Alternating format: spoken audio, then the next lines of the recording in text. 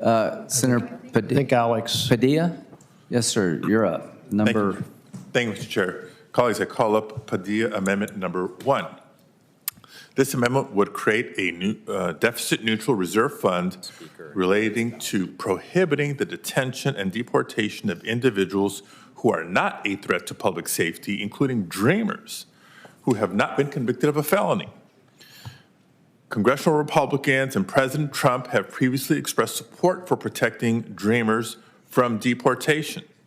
In fact, I'd like to recognize and thank the chairman for his longstanding leadership on the Bipartisan DREAM Act, which would allow those who were brought to the United States when they were very, very young to earn lawful permanent residence.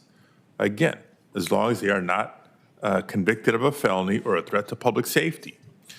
A reminder, folks, to be eligible for DACA in the first place, an individual cannot have been convicted of a felony offense, a significant misdemeanor offense, or multiple misdemeanor offenses, and cannot pose a threat to national security or public safety. Dreamers are Americans in every way except one, their immigration status. They have grown to become teachers, nurses, small business owners in our communities, but they live each day in fear of deportation. While we continue to work to modernize our immigration system, Congress must at the very least act now to give dreamers the stability they deserve. Again, President Trump and congressional Republicans have claimed they are focused on detaining and deporting only violent criminals. And I agree, that should be the focus and top priority. But that's not what's happening on the ground.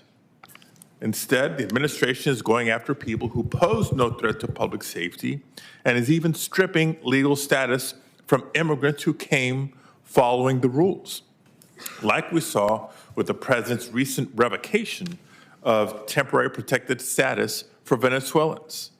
So all I'm asking, colleagues, is that we recommit to the clear bipartisan belief that dreamers who have not been convicted of a felony and who pose no threat to public safety should be safe from deportation.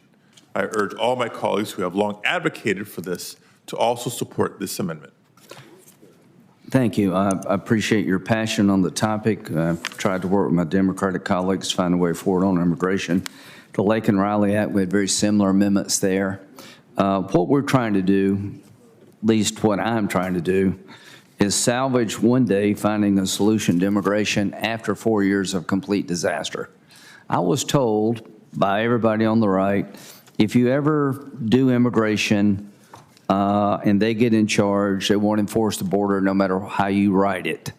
Well, that narrative, unfortunately, has come true more than I would ever like to believe it would. So we got to change the narrative. I think President Trump has talked about doing something with the DACA population. Lake and Riley, we had a similar debate.